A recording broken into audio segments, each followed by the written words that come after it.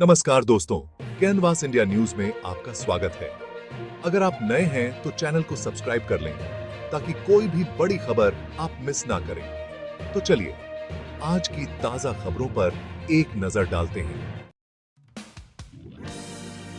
India अपनी diversity के लिए जाना जाता है। यहाँ की हर गली, हर मोहल्ला, हर शहर में आपको एक नई कहानी मिलेगी। यहाँ अलग अलग रिलीजन, कास्ट, लैंग्वेज और कल्चर के लोग सालों से साथ रहते आए हैं।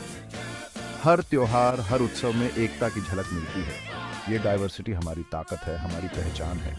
ये हमें एक दूसरे से जोड़ती है और हमारी संस्कृति को समृद्ध बनाती है। यही हमें यूनिटी इन डाइवर्सिटी का एक बेहतरीन एग्जाम्पल बनाती है। हम सब मिलकर एक मजबूत और समृद्ध समाज का निर्माण करते हैं।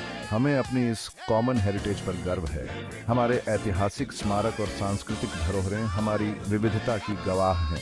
हमें ये समझना होगा कि हमारी असली ताकत हमारी एकता में है। जब हम एक साथ खड़े होते हैं तो हम किसी भी चुनौती का सामना कर सकते हैं। लेकिन आज ये एकता खतरे में है। कुछ ताकतें ऐसी हैं जो हमारे बीच दरार डालने की कोशिश कर रही हैं। ये ताकतें अपने फायदे के लिए इस देश को तोड़ना चाहती हैं। वे रिलीजन, कास्ट और लैंग्वेज के नाम पर लोगों को भड़काती हैं। हमें इन ताकतों से सावधान रहना होगा और अपनी एकता को बनाए रखना होगा। यही हमारी असली पहचान है। आज देश में एक नया पॉलिटिकल ट्रेंड देखने को मिल रहा है।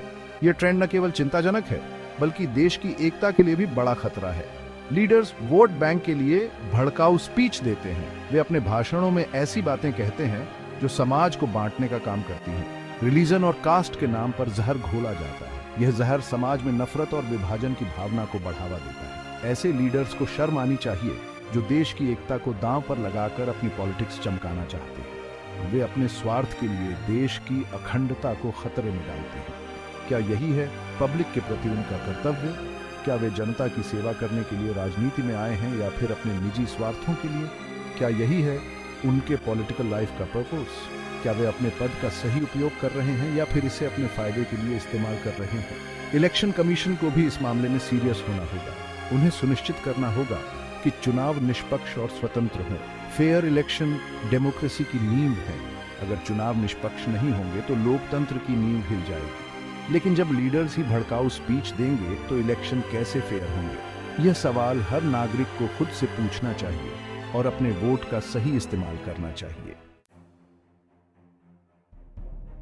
मीडिया को भी अपनी रिस्पांसिबिलिटी समझनी होगी। मीडिया का काम सच दिखाना है, सोसाइटी को जोड़ना है, ना कि उसे तोड़ना। लेकिन आज बहुत से मीडिया हाउस टीआरपी की रेस में शामिल होकर सेंसेशन फैलाने का काम कर रहे हैं। हमें ऐसे मीडिया का बहिष्कार करना चाहिए जो सोसाइटी में नफरत फैलाता है। हमें एक इंडिपेंडेंट और अनबायस्ड मीडिया की जरूरत है जो सच दिखाने की हिम्मत रखता हो। 2002 में गुजरात में जो हुआ वह हम सबके लिए एक लेसन है। नफरत की आग में कितने ही बेगुनाह लोग जलकर खाक हो गए, कितने ही परिवार उजड़ गए। ये इंसिडेंट हमें याद दिलाता है कि नफरत और वायलेंस का रास्ता हमें कहां ले जा सकता है। हमें इस इंसिडेंट से सीख लेनी होगी। हमें यह सुनिश्चित करना होगा कि ऐसा दोबारा कभी ना हो। वह देश की एकता और अखंडता हमारी रिस्पांसिबिलिटी है। यह हमारी जिम्मेदारी है कि हम इसे बनाए रखें और इसे और मजबूत करें।